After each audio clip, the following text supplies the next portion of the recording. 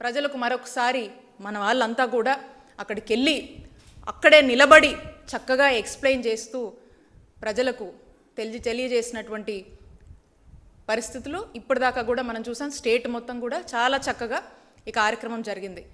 మరి కూటమి ప్రభుత్వం ఒక జీవో తీసుకొచ్చింది హడావిడిగా, క్యాబినెట్లో ఒక నిర్ణయం చేశారు, జీవో తీసుకొచ్చారు.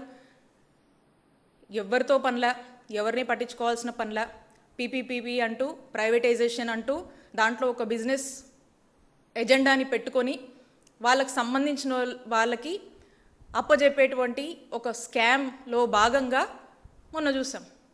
టెండర్ కూడా కాల్ఫర్ చేశారు. అంటే ఈ యొక్క నిర్ణయం ఏదైతే ప్రైవేటైజేషన్ అనేటువంటి నిర్ణయం కూటమి ప్రభుత్వం చంద్రబాబు నాయుడు గారు ఈ నిర్ణయాన్ని తీసుకున్నారో దీనికి రాష్ట్రంలో పెద్ద ఎత్తున ఆందోళన నెలకొంది, ప్రజలలో బాధ నెలకొంది. డాక్టర్ విద్య అభ్యసించాలనుకునేటువంటి రాష్ట్రంలోని ప్రతి విద్యార్థిలో ఆందోళన నెలకొంది.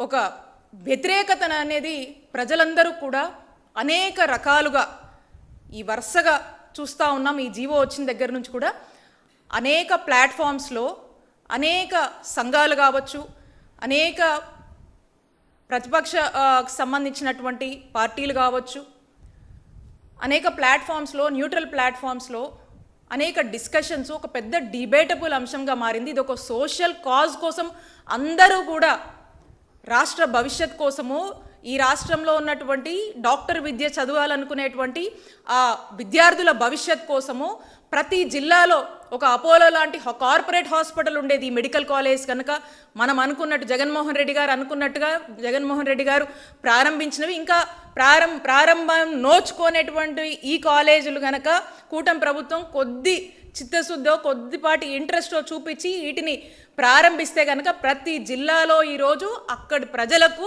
ఒక అపోలో లాంటి కార్పొరేట్ హాస్పిటల్ ఈ రోజున అందుబాటులో ఉండేది.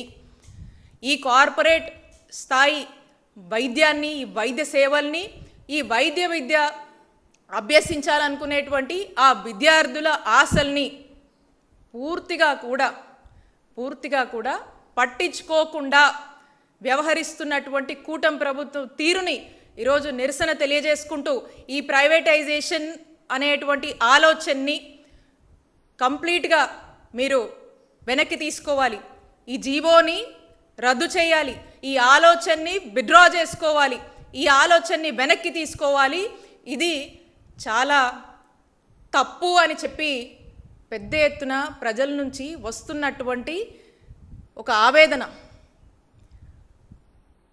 ఈ రకమైనటువంటి ప్రొటెస్ట్, ఈ రకమైనటువంటి క్రిటిక్స్ వస్తున్నా కూడా ఏ మాత్రం కూడా చంద్రబాబు నాయుడు గారు కానీ కూటమి ప్రభుత్వానికి కానీ పట్టట్లేదు.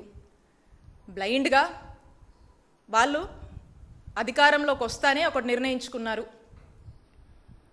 ఇది జగన్మోహన్ రెడ్డి గారు తీసుకొచ్చారు ఈ గవర్నమెంట్ మెడికల్ కాలేజ్, ఈ 17 మెడికల్ కాలేజ్, అందులో 5 జగన్మోహన్ రెడ్డి గారు ప్రారంభించారు, 5 కొంత పని అయితే అవి ప్రారంభమవుతాయి, ఇంకో 7 ఇంకొంచెం పని చేస్తే ప్రారంభమవుతాయి.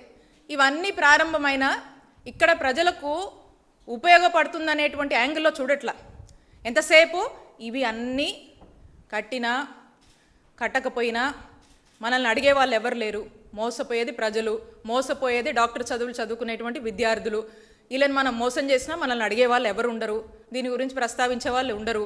ఎందుకు ఇదంతా అంటే ఇవి మనం చేసిన జగన్మోహన్ రెడ్డి గారు తెచ్చారు గవర్నమెంట్ మెడికల్ కాలేజ్ని, అది పూర్తయినా కూడా ఇంకా జగన్మోహన్ రెడ్డి గారిని, వైఎస్ఆర్ కాంగ్రెస్ పార్టీని ప్రజలు గుర్తుపెట్టుకుంటారు. కాబట్టి డెఫినెట్గా ఇది చెయ్యొద్దు అని చెప్పి కూటమి ప్రభుత్వం చంద్రబాబు నాయుడు గారు ఒక నిర్ణయం తీసుకున్నారు. దాంట్లో భాగంగానే రీసెంట్ టైమ్స్లో మనం చూసాము. ఎందుకు వీళ్ళు ఈ నిర్ణయం చేశారు, వాళ్ళే స్టాప్ ఇమీడియట్లీ అని చెప్పి వాళ్ళు ఇచ్చినటువంటి ఆర్డర్స్ని కూడా గత ప్రజెంటేషన్లో మనం చూసాం.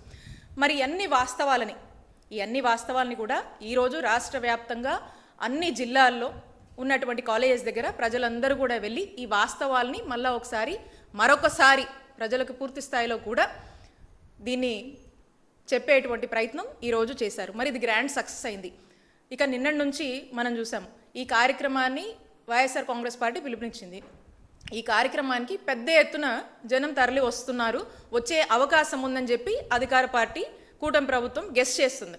ఈ గెస్ట్ చేసిన దగ్గర నుంచి ఏం చేసిందంటే నిన్న నుంచి చూస్తూ ఉన్నాం, నిన్న నైట్ నుంచి ఎక్కడికక్కడ రాష్ట్రంలో అన్ని జిల్లాల్లో ఎక్కడికక్కడ ఏ జిల్లాల్లో ఏ మెడికల్ కాలేజెస్ ఉన్నాయో అక్కడ ఉన్నటువంటి ఆ యొక్క వైఎస్ఆర్ కాంగ్రెస్ పార్టీ నాయకుల మీద ఇక హౌస్ అరెస్ట్లు అని చెప్పేసి ప్రజల్ని రావద్దని చెప్పి వస్తే కేసులు పెడతామని కొన్ని చోట్ల నోటీసులు ఇచ్చి ఇంకొన్ని చోట్ల అసలు నోటీసులు కూడా ఇవ్వకుండా ప్రివెంటివ్ అరెస్ట్ అని చెప్పి ఏ విధంగా గృహ నిర్బంధం చేశారో, ఏ విధంగా అడ్డంకులు క్రియేట్ చేశారో, ఏ విధంగా భయప్రాంతులకు గురి చేశారో మనం చూస్తూ ఉన్నాం.